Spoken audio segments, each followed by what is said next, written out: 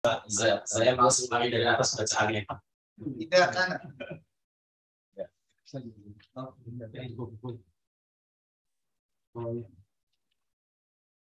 Bismillahirrahmanirrahim.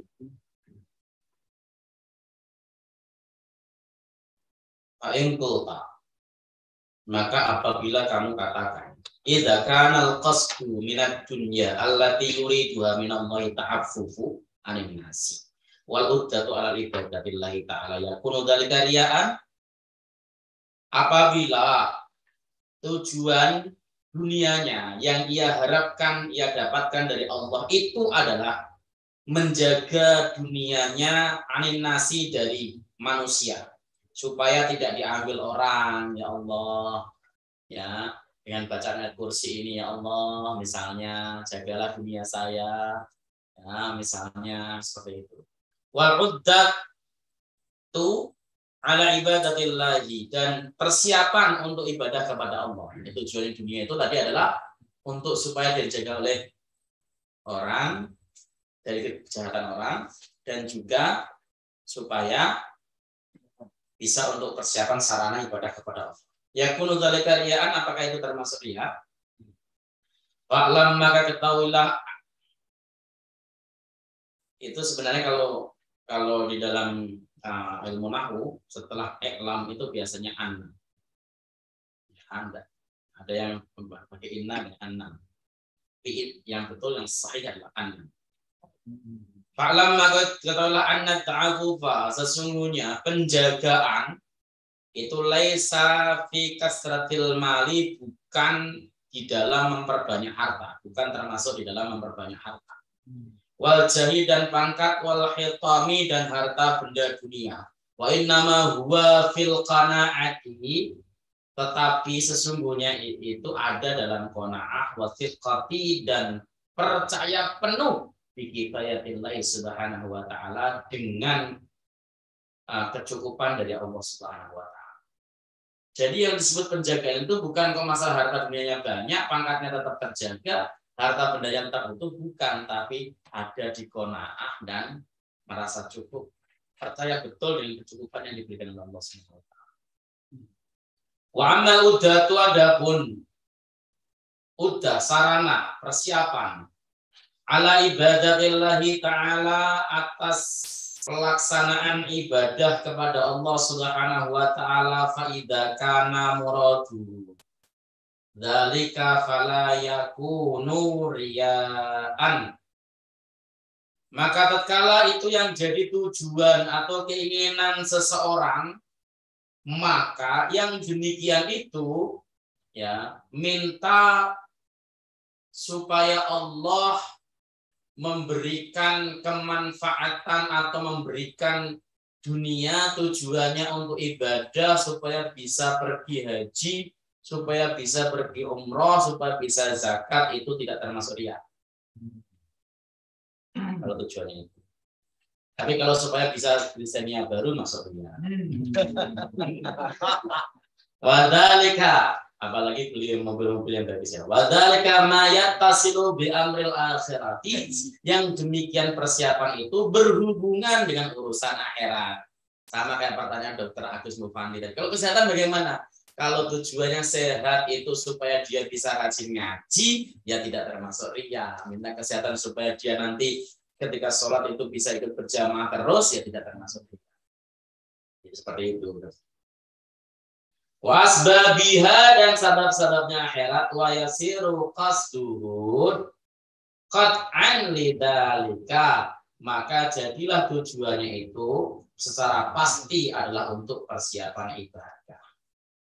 Fa'in urida, apabila diinginkan bi'amalil khairi, dengan melakukan amaliyah baik, hadan nau'u, ya, semisal semacam ini, yaitu untuk persiapan ibadah, la takunu tilkal iradatu, maka tidak ada tujuan itu riyaan, tidak disebut dengan riya. La takunu tilkal iradatu riyaan, maka tujuan tersebut tidak bisa disebut dengan riya.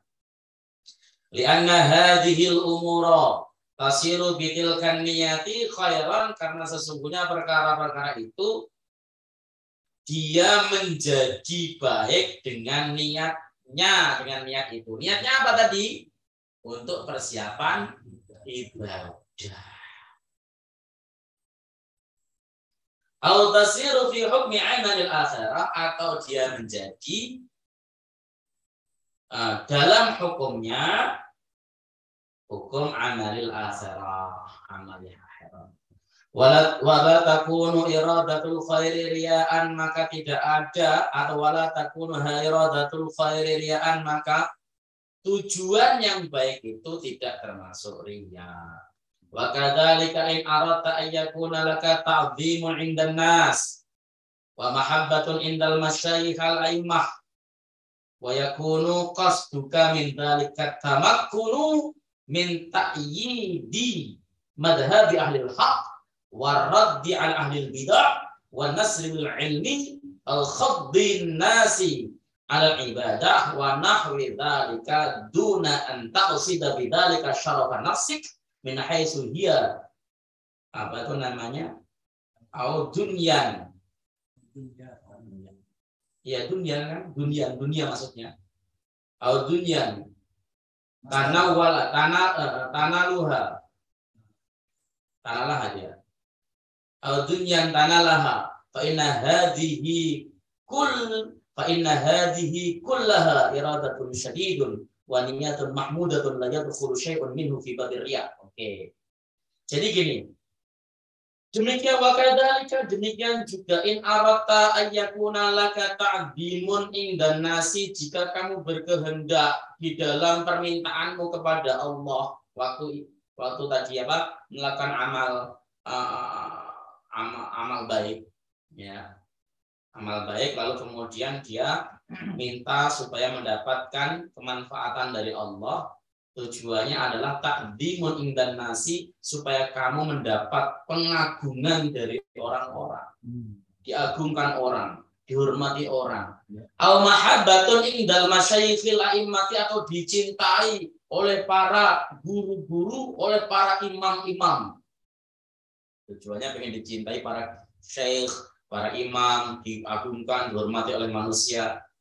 Wa yakunu qasduka min dzalika tamakkunu, maka tujuanmu dari hal itu, jadi pengen diagungkan orang, dihormati orang, dicintai oleh para guru dan sebagainya, adalah at-tamakkunu min ta'yidi madhhabi ahlil haq, supaya kamu mungkin atau mampu untuk menguatkan madhab kebenaran, madhab ahlul haq, ahlul kebenaran, ahlus sunnah, ahlus sunnah.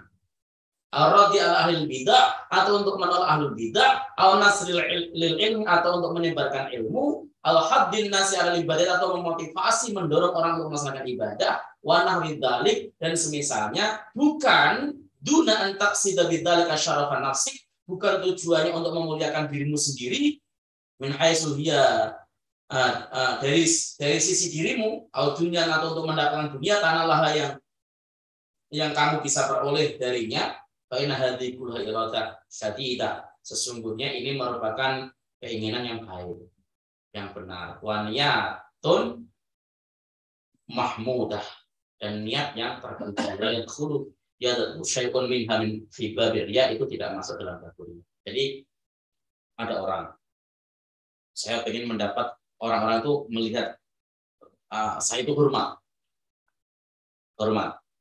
Kemudian saya juga pengen dicintai oleh para guru, para ulama dan sebagainya. Tapi tujuan saya, ya kalau saya sudah dihormati oleh orang-orang, nyebarin ajaran ahlu sunnah, ajaran yang benar itu mudah. Lebih mudah kalau lebih gampang? Lebih mudah. Maka sering kali saya bicara nyebarin agama, ajaran yang benar dari zaman dahulu kala, itu rata-rata dipegang oleh sultan, penguasa. Ya, ketika penguasa Mu'tazilah berkibar banget di atas angin. Hanya saja, alhamdulillah, ulama ahlu sunnah banyak yang nggak gila harta.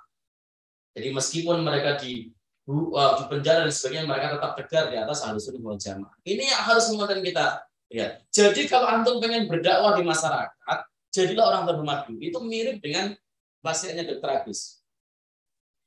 Pak Profesor Dr. Haji Bambang Widiatomo. Pasien Dr. Agus ya. Beliau itu ketika beliau pindah ke daerah sekarang itu, nggak ada yang kenal sama dia. Itu cerita sama saya. Saya juga waktu itu tinggal di daerah itu sebelum tinggal sekarang. Nah, ketika beliau pindah di situ, ada hal yang beliau lakukan supaya orang itu hormat, takzim sama beliau. Beliau itu apapun yang kegiatan masyarakat yang positif adalah orang yang paling satu untuk berada di depan. Pak Haji Bambang, kenapa? Ada apa? Saya mau bangun ngaspal gang, kasih 1 juta. Pak Haji Bambang, kita mau ada acara ini pemuda, kasih 500. Pokoknya paling terkenal, paling bermanfaat. Oh, satu masyarakat itu nggak ada yang satu pun yang nggak kenal dan menghormati beliau. Imbasnya perkataan beliau itu jadi mujarab, jadi apa? Jadi didengerin. Itu memang cara berdakwah yang tepat. Maka antum kalau di masyarakat kalau pengen berkibar, dakwah antum itu antum harus tinggi dulu. Caranya dengan cara antum itu betul-betul jadi ahli agama yang top, yang jempolan, yang faqih, yang mengerti syariat betul sehingga orang wah ini ilmunya luar biasa. Udah ketika Anda ilmunya luar biasa, maaf, ngomong salah saja dianggap benar.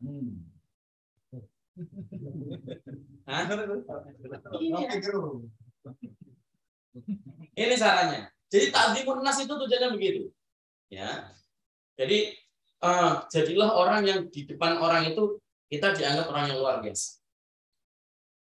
Ya, ngomong salah saja itu dianggap benar. Saking percaya. Ya, saking percaya. Kayak Imam Hanafi ngomong batang kayu itu disebut emas, orang itu percaya. Karena takzim sama Quran. Bukan. Saking beliau itu jadi anggap orang hebat.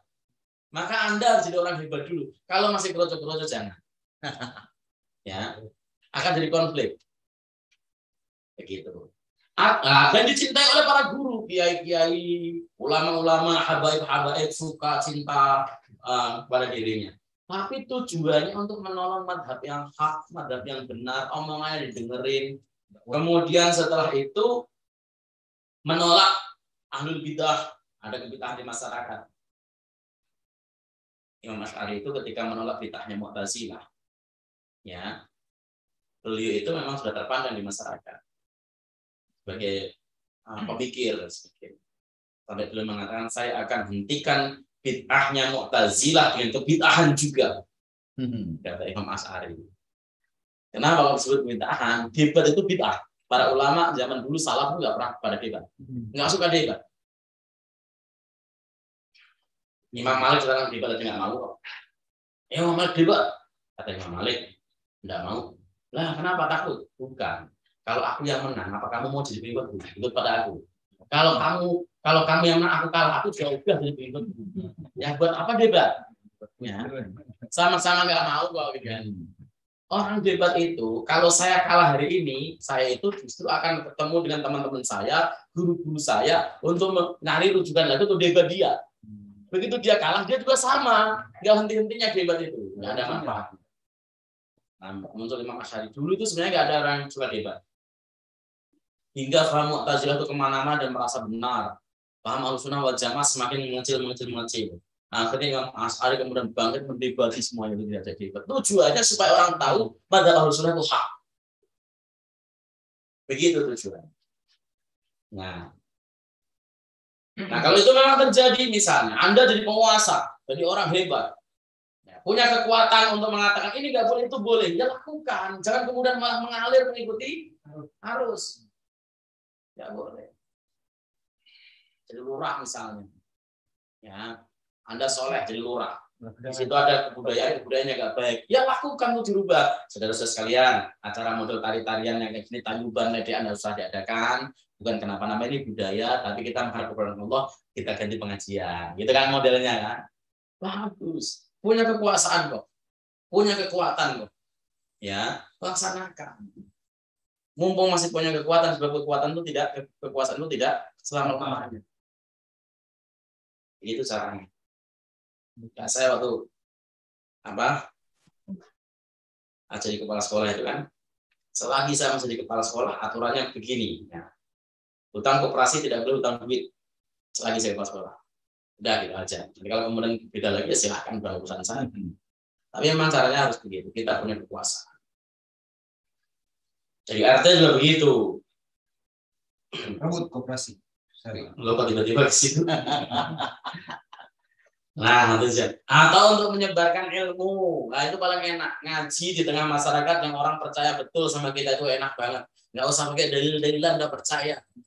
Saya kalau udah baca kitab, katanya, kalau Ustaz Rifai boleh. Nah, itu udah ngomong, udah dianggap satu bukti. Itu paling enak. Ngomong apa saja, walaupun nggak pakai kitab, nggak pakai dalil, mereka itu sudah menganggapnya perkataan ulama. Gitu. Padahal OE lama. Ya.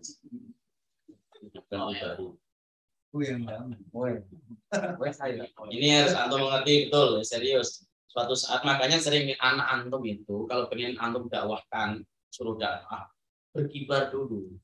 Jadi gini. Kalau antum ilmunya tanggung, nggak begitu alim, carilah daerah yang nggak banyak orang alim. Antum melik di daerah yang gentir begini ada lampu-lampu banyak begitu, lampu kota. Lah, antum di pojokan juga nggak dipakai, iya kan? Nggak guna antum. Antum di suatu daerah, misalnya contoh lah, bukan. Orang seperti saya nih, hidup di daerah Demak sana atau daerah Pati yang banyak ulama-ulama, banyak kiai-kiai. Ya seperti sender lilin begitu di tengah lampu begitu. Ada Gus Baha, ada Gus Gopur dan sebagainya. Melik-melik yang nggak kepake, nggak ada yang undang, nggak ada yang datangin. Kenapa? Sinarnya terlalu terang. Anda harus cari daerah gelap, ucluk. Di tempat gurita, lilin, banyak yang ngantri untuk mendapat penerangannya. Sampai gelap. Nah gitu.